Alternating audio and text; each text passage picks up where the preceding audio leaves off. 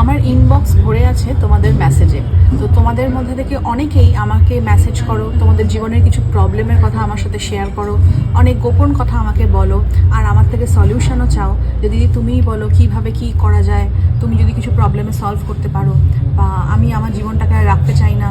জানি না তোমরা আমার কী ভেবে আমাকে এই মেসেজগুলো করো বা তোমরা আমার থেকে সলিউশন চাও। তো আমার জ্ঞান, গম্যি, বুদ্ধি, লেখাপড়া সব কিছুই কিন্তু ক্ষমতা সব কিছু একটা সীমিত।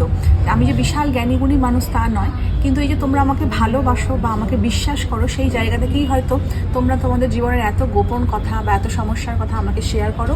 শুধু শেয়ার করো না, আমার থেকে তোমরা সলিউশনও চাও। তো যেহেতু আমি ওই 1 মিনিট 30 সেকেন্ডের রিলস বা ভিডিওর মাধ্যমে তোমাদের শুধু বাড়ির ভেতরে ঢুকে গেছি তা নয়, তোমাদের মনের ভেতরেও ঢুকে গেছি। তো আমি ওই জন্য ভাবলাম যে চলো তোমাদের সাথে কিছু কথা শেয়ার করা আমার উচিত।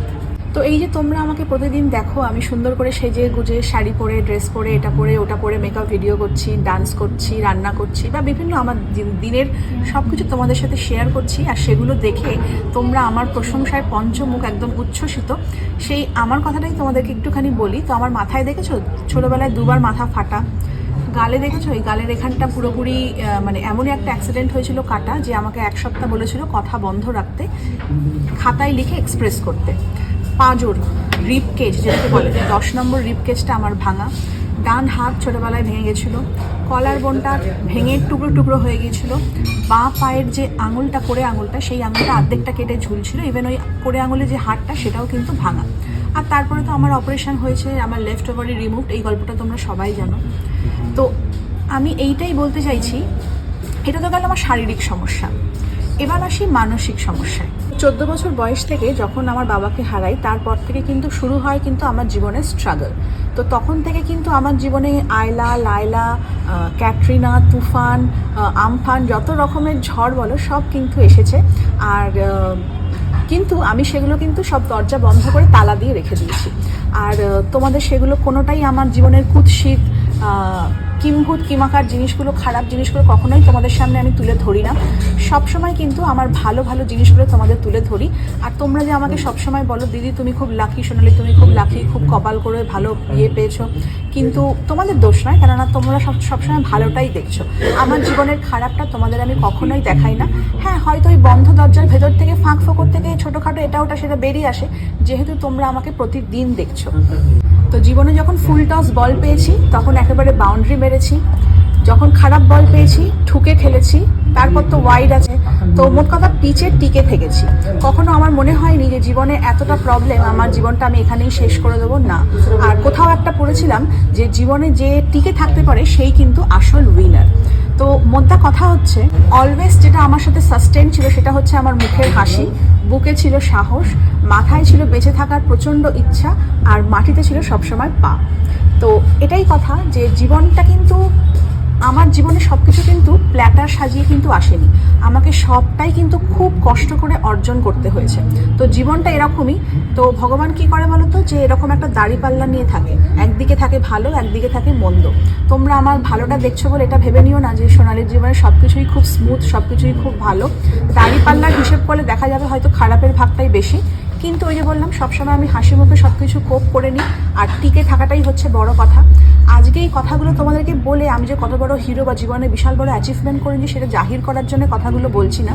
কথাগুলো এই জন্যই বলছি যে যদি আমি পারি তোমরাও পারবে, কেননা আমিও তোমাদের মতন খুব সাধারণ এক, তাহলে তোমরা পারবে না কেন? একটা কথা সবসময় মনে রাখবে যে রাত যখন হচ্ছে জানবে কালকে ঠিক সকালটা আসবে, দিনের আলো ফুটবে, সব অন্ধকারকে কাটিয়ে দেবে। এটা যেমন চিরসত্য, এটা ঘটমান, এটা ঘটবেই। ঠিক সেরকমই আজকে যখন খারাপ দিনটা আসছে, ভেঙে পড়ো না, সামনের দিনটা কিন্তু খুব ভালো দিন আসছে। আবার এখন যদি খুব ভালো দিন থাকে সেটাও বেশি উচ্ছ্বসিত হয়েও না, প্রস্তুত থাকো, সামনে খারাপ দিনও কিন্তু আসতে হতে পারে।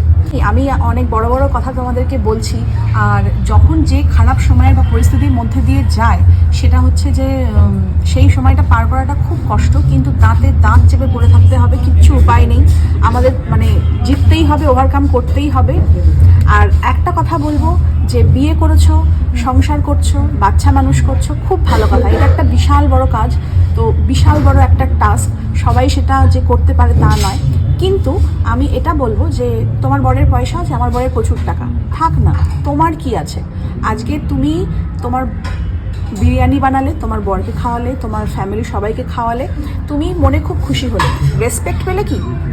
তুমি আজকে কি করো, তোমার হাজব্যান্ডকে নিয়ে গিয়ে রেস্টুরেন্টে নিয়ে গিয়ে বিরিয়ানিটা খাওয়াও, তোমার ফ্যামিলির সবাইকে খাওয়াও, তোমার ভালো লাগার সাথে সাথে কিন্তু তোমার রেসপেক্টটাও তোমার কাছে আসবে। তার জন্য চাই হচ্ছে ইকোনমিক ইন্ডিপেন্ডেন্ট। আজকে আমার শত কষ্ট, শত কিছু মানে প্রবলেম, কিন্তু দাঁতে দাঁত চেপে লাথি ঝাঁটা সব কিছু খেয়ে পড়ে থাকবো কেন? আমার জীবনটাও কিন্তু কম প্রেশিয়াস নয়। তো ইকোনমিক্যালি ইন্ডিপেন্ডেন্ট হও। আজকে যে লোকটা তোমাকে খারাপ কথা বলছে বা অপমান করছে, কালকে দেখবে সেই তোমাকে রেসপেক্ট করছে। তো আমার মনে হয় প্রত্যেকটা মেয়েকে ইকোনমিক্যালি ইন্ডিপেন্ডেন্ট হওয়াটা খুব দরকার।